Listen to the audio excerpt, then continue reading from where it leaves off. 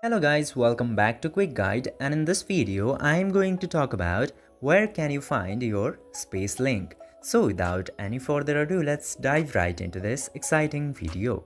In order to find the link of your space into Google Chat, you just simply have to open your Google Chat application.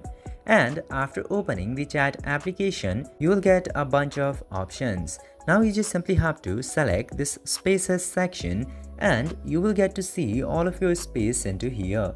I'm selecting this new space, and after selecting the space for which you would like to get the invite link, you just simply have to tap to the name of the space or the profile, and then you will directly get the option of copy link to this space. Tap to that option and then the link of the space will successfully be copied to your clipboard.